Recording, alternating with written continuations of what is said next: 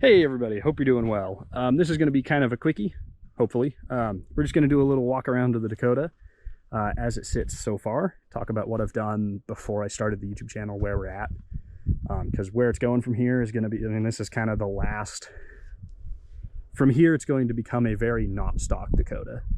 You know, underneath the bolt-ons, for lack of a better word, it's still pretty much stock Dakota. Next steps of the build is going to change that a lot. So we're just going to kind of fill you guys in on where we're at up until this point, and then, you know, going forward, you can see obviously everything that I am doing. So we'll just kind of do a quick walk around. We'll start with the start up front here, I guess. The coastal off-road bumper, that video is going up soon. Here, by the time you're watching this, it'll be up. But coastal off-road bumper, it's a weld together kit, so everything I needed, I just had to stick it together. I got most of my lights on here are Baja designs. So I got the ambers, ditch lights are Baja designs, and most of the stuff up in the back is Baja designs. These are just some ones I found off Amazon. They got the little daytime running light, the little like X-shaped thing in there. So, you know, I just wanted something that looks kind of cool. It's got a super winch from Napa in there with Harbor Freight aluminum shackle mount on it. Here, we can check in here now. Mostly it's the stock, it's the 3.9 liter V6 with a 5-speed manual. I did add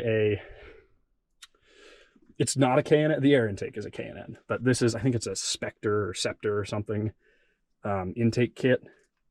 So they're a lot cheaper than the K&Ns because it's aluminum, not rotoformed plastic. But I swapped a proper K&N filter on it just because the cheap Amazon filter, this flange was a separate piece from this like base plate, so you could jiggle it and stuff could get through. So it's a more closed filter now. Aside from that, like I said, pretty stock in here. I've got my fuse block set up. This is not where I wanted to put it, but it wouldn't fit. I wanted to put it down there, but it wouldn't fit. So it went up here, which is kind of a pain. I'd have to like unbolt it and hinge it up out of the way to get to the stock fuse box and everything else under there, but I will come up with a better solution for this eventually. It is messy. This is about as clean as I could get it with, you know, relays and trigger circuits and main circuits for 12 different accessories. So we'll not look at that any longer. Close that. I did have to notch out the grill just a little bit to clear the winch.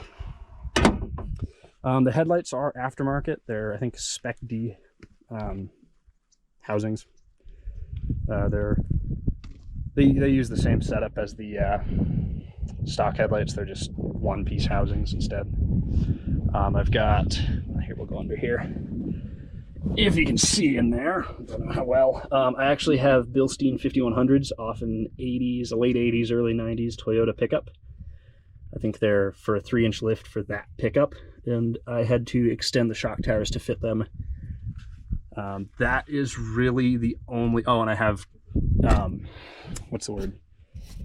Re-indexed torsion keys underneath it, so it lifts it as much as it can, but with these, you can only lift them so far before they start just, it's in the back. You can only lift them so much before they just start riding on the bump stops in there. And then I got the sliders that I fabbed up. Those are still doing great. I got the Baja Designs ditch lights. Got my Ram tow mirrors so that they can fold, and I wanted the ones with the big convex for seeing through my monster blind spots. We'll go in here. The only thing I've changed in the interior so far is this custom console, so it's nice and big and deep. Got myself some good cup holders, all my switches, lots of 12 volt, and my CB radio there. This is the this little bottom piece comes off, and you can slap a battery pack on here and an antenna, and so you can convert it into a handheld, so you can go spot people. I stuck on a little inclinometer there and a phone mount, so you got the little like metal plate there, and you can just slap it on there. And then this mirror is actually a touchscreen backup camera thing. It's got a camera on the front too there, so you can set it up to like sense impacts, and it can be like a, you know, one of those dash cams for if someone runs into you or whatever. So I got that and the backup camera run to the rear. Let's see, I custom made these light bar mounts, and this was all it was a kit. I think it was from Cars, C-A-R-R. So it's a Cars light bar kit. It was like an Amazon thing. It was cheap, but I picked it up when I first got the truck, and I decided, well, I want to use it because I can't sell it. No one wants that. So that was all part of the kit, and then I just drilled some holes and zip tied on my little trailer lights there. The roof rack, custom made that. So that's just a bunch of steel I bought and cut and bent. I got my little feet and spacers there.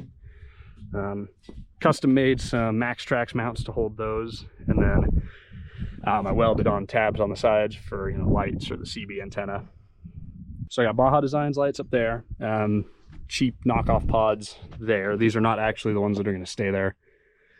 I got like rectangular ones that match the ones on the front with a little X running light in them. So we'll do those. And what else? Oh yeah, threw in the toolbox there.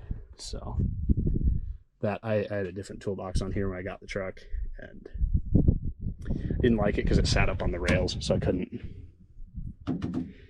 use, you know, any rack with it. So I had to get rid of that and go to this. I like this one better. All right, so from the lights on the rack there, I got my whole bed rack set up here. And this I'm actually kind of really proud of. This, so you can see there, they just bolt on with a couple bolts to my bed stiffener. So that rear hoop is removable, and these like reinforcement plates are removable. So when the tent's on the other truck, I can pull off all this and just have a headache rack, and I can keep my lights and my backup camera wired in full time. So it's super flexible setup, and I'm really proud of that. Got my toolbox in here to carry tools and spares and, you know, fuel and water and all that extra equipment. Keep it all locked and safe. Dented it up with I had my argon bottle back here, and it was dumb and didn't strap it down, so that's fun. Aside from that, you can see right there, backup camera, 2 lights, and I got my high lift mount there, also removable, and I kind of put these together so that I can remove the mount and swap that into the other truck. More so applies to the shovel because I have a different high lift in the other truck, but easy, nice removable mounts. Everything's padlocked. That still needs a padlock. I messed up when I designed those brackets, but it's fine. It's bolted on, so unless someone has a wrench, they're not getting it. And who wants a rusty high lift? Yeah, aside from that, oh, I guess I got Bilstein 5100s back here as well. These, because I just did a lift block under the springs there, did not have to customize any brackets to fit those. So they just fit. I just got, you know, taller, longer travel springs.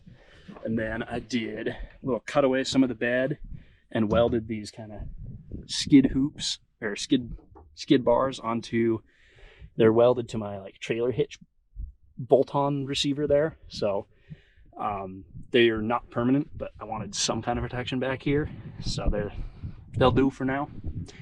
And what else? I've re-geared. So I re-geared to 410s, and I have a Torque Industries lunchbox locker in there. So that is, I think, pretty much everything. Did I miss anything? I don't think so, right? That's the whole build so far. So it's gotten to the point where it is a pretty complete, like, overland build, even though it's not what I'm going for, but we liked camping, and this was kind of the easiest stuff to do to it, rather than like engine swaps and axle swaps and stuff. So pretty happy with it so far. You know, it surprises me. It gets places I don't think it should. Oh yeah, tires. I'm running these like Kennedy Trail Hogs. They're literally a knockoff Wrangler Duratrack, but they were cheap. I'm probably going to, like, because they're getting close to done, I'm probably going to go to KO2s after this, because we get a good winter up here, and those do well in the snow. So yeah, that's kind of, oh, I guess I did miss something. I know. I did miss this. So this, the whole bed rack here sits on this base, and I use just like big angle, structural angle to make a big horseshoe shape. So that does a couple things. I mean, you can see here, it kind of protects the top of the bedside from when I load stuff in here, steel or whatever, but it makes a really solid base to mount all the racks and stuff too. I mean, this thing is super, super sturdy. So had that. And before I had the toolbox in here, my first version of this, I had like my Rotopacks bolted to the front here and my high lift across like underneath the rear window there, but it sucked to get to with the other rack on here, and it would suck with this rack, so I rearranged. And then one of my first welding projects on this thing was actually these bed stiffeners, because I'd heard horror stories from a lot of the Tacoma guys that you put a bed rack and a roof tent on and your bed sides will start to bow out. So I didn't want that. So I did a little bolt-in bed stiffeners. So, yep, that's where the truck is at for now. That's where the truck's at now. Kind of built my skills doing some of the easier stuff. And